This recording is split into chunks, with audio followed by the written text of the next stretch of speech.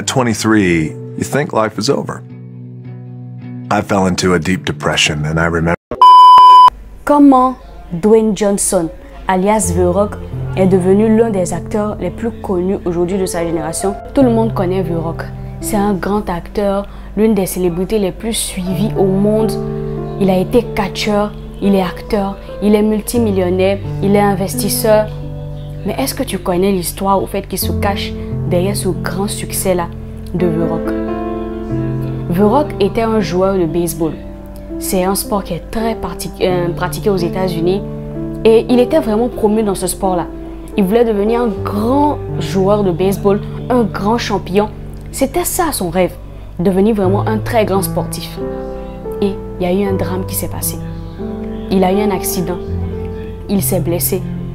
Et malheureusement, cette blessure-là l'a définitivement éloigné des terrains de baseball. Et il était triste, abattu.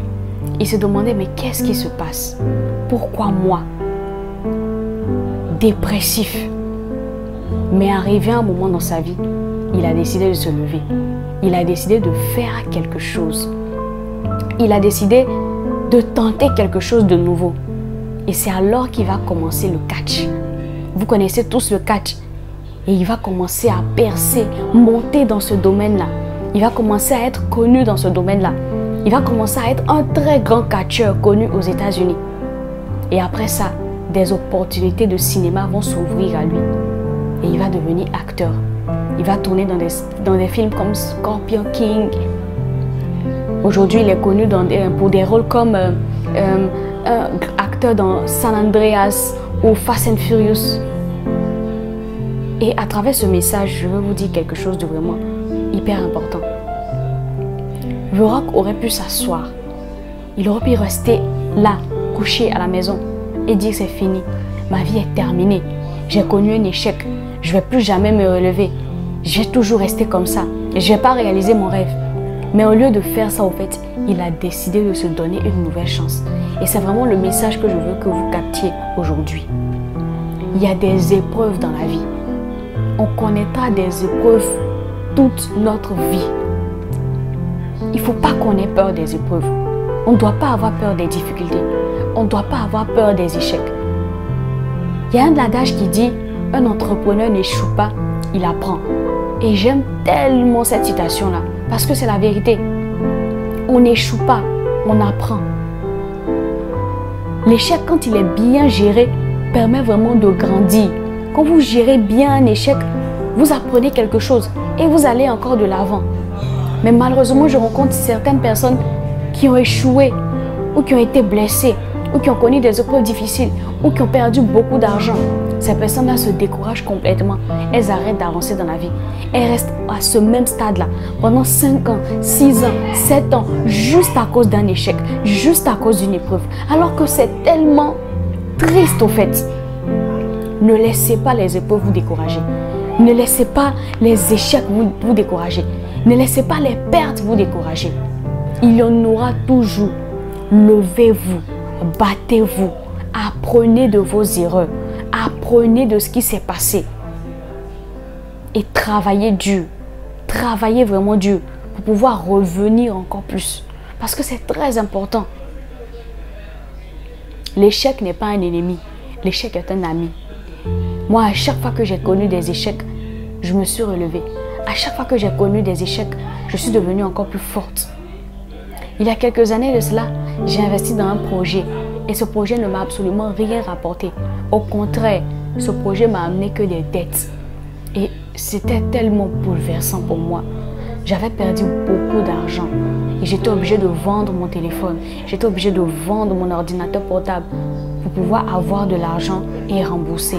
Et vous imaginez l'état dans lequel j'étais. Je me disais, pourquoi ça m'arrive à moi? Pourquoi Dieu a permis ça? Alors que je suis enfant de Dieu. Pourquoi? Mais aujourd'hui, je comprends. Parce qu'à travers cette épreuve, à travers cette perte-là, ça m'a permis d'avoir une nouvelle vision. J'ai appris. Je me suis rendu compte en y réfléchissant que le projet était tellement mal établi. Je m'étais mal organisée. J'avais fait tellement d'erreurs. Et j'étais naïve à l'époque. Je pensais que tout allait marcher. Mais grâce à cet échec-là, Je me suis rendu compte qu'on ne se lance pas comme ça dans un projet. Je me suis rendu compte qu'on ne se lève pas comme ça pour entreprendre. Il faut faire un plan. Il faut approcher des personnes, leur demander des conseils. Il faut établir plein de choses, plein de paramètres. Je me suis rendu compte que la volonté ne suffisait pas et qu'il fallait que je mette certaines choses en place. Et à travers cette épreuve, Dieu m'a appris tellement de choses encore. Tellement. Et pour illustrer encore ce que je dis, c'est que regardez dans la Bible. Jésus a été emmené dans le désert par l'Esprit Saint et il a été tenté dans le désert par le diable. C'était compliqué. Il a jeûné pendant 40 jours, mais il a résisté. Et qu'est-ce qui s'est passé? Lorsqu'il est sorti du désert, si vous lisez votre Bible, vous allez le voir. Lorsqu'il est sorti du désert, c'est là que son ministère a commencé. C'est là qu'il a commencé à devenir influent. C'est là qu'il a commencé à impacter sa génération. C'est là qu'il est réellement entré dans son appel. Donc c'est pareil. C'est à travers le désert que Dieu forge notre caractère. C'est à travers le désert que Dieu nous donne toutes les armes possibles pour pouvoir affronter encore plus le monde et pour pouvoir entrer complètement dans notre appel. Et c'est pour ça que vous devez chérir les opportunités. Vous devez chérir les problèmes au fait. C'est vrai, c'est pas facile d'aimer un problème. C'est pas facile d'aimer un échec. Mais vous ne devez pas vous asseoir. Vous ne devez pas vous laisser aller quand il y a un échec. Vous ne devez pas vous laisser aller quand il y a un problème. Non. Lorsque ça ne va pas, au contraire, c'est une occasion d'apprendre. C'est une occasion de se lever. C'est une occasion de réessayer. Et c'est une occasion de réussir. Et donc c'est ce message-là que je voulais vous partager aujourd'hui. Je trouve qu'il est très important. N'abandonnez pas les amis. Si The Rock avait abandonné aujourd'hui, il ne serait pas cet acteur célèbre que vous connaissez. Si The Rock était resté dépressif aujourd'hui, il ne serait pas cet homme millionnaire. Vous voyez, ce n'était pas son appel. Devenir un joueur de baseball n'était pas l'appel de The Rock. C'est pour ça qu'il n'est pas devenu grand joueur de baseball. Mais lui, il ne savait pas. Mais Dieu, lui, le savait. Et c'est ça que beaucoup de personnes ignorent. Dieu seul sait ce que nous allons devenir. Dieu seul connaît notre destinée. Dieu seul connaît notre appel. Donc quand ça ne va pas dans notre vie, quand il y a des échecs, quand il y a des difficultés, c'est Dieu que vous devez aller voir. C'est à lui que vous devez parler. C'est à lui que vous devez demander, mais Seigneur, qu'est-ce qui se passe? Pourquoi ma vie est comme ça? Mais les gens font le contraire. C'est-à-dire, dès qu'ils ont une difficulté, au fait, ils abandonnent Dieu. Ils arrêtent de prier, ou ils arrêtent de méditer, ou ils arrêtent complètement. Il y a des gens même qui se fâchent contre Dieu. J'ai rencontré des personnes parce qu'elles ont perdu leur travail. Elles se sont fâchées contre Dieu. Elles se sont dit, Dieu m'a abandonné. Donc non. Dieu est le seul à connaître notre appel. Donc quand on est en difficulté, quand on a des problèmes, c'est vers lui qu'on doit y aller. C'est vers lui qu'on doit aller et demander, qu'est-ce qui se passe, Seigneur? Et c'est lui maintenant qui va nous dire, qui va nous donner d'autres opportunités et qui va vraiment nous faire entrer dans notre appel. Et c'est exactement le message que je veux que vous reteniez à travers The Rock. Il n'était pas fait pour être joueur de baseball. Il était fait pour devenir un grand acteur. Il était fait pour devenir investisseur. Et c'est ce qu'il est aujourd'hui.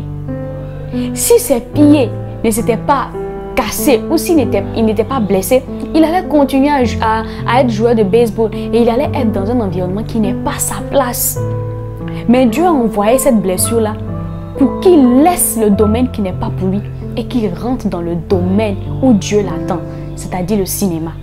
Et c'est exactement ce que Dieu fait dans beaucoup de nos vies. Il nous brise. Il brise nos carrières. Il nous arrache un boulot. Il nous arrache un partenaire. Parfois, tu es avec quelqu'un, une femme ou un homme.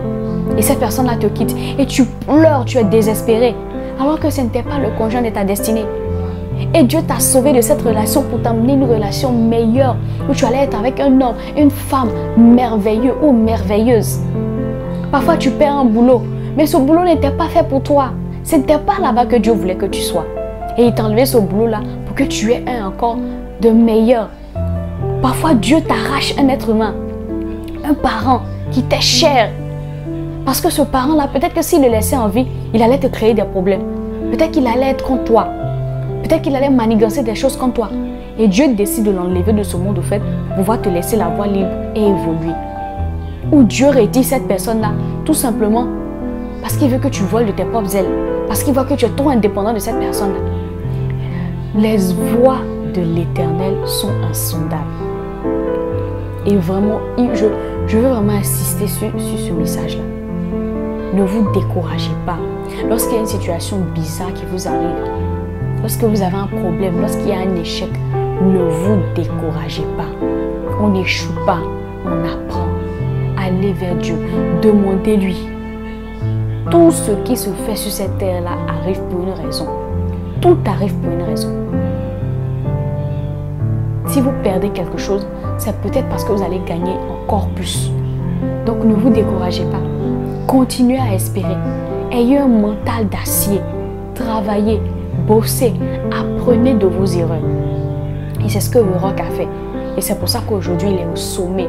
Il est un roi dans son domaine. Parce que le but, c'est de devenir des rois dans nos domaines. C'est de devenir des leaders. C'est de devenir des personnes d'influence. Donc c'est ce petit message que je voulais vous partager aujourd'hui. Je suis Aneka Teye et si je dois me définir en une seule phrase, je dirais que je suis une personne qui veut t'aider à devenir la meilleure version de toi-même. Donc si tu veux avoir encore beaucoup plus de vidéos, si tu veux recevoir toutes les capsules d'encouragement, des histoires inspirantes, tu n'as qu'une seule chose à faire, abonne-toi.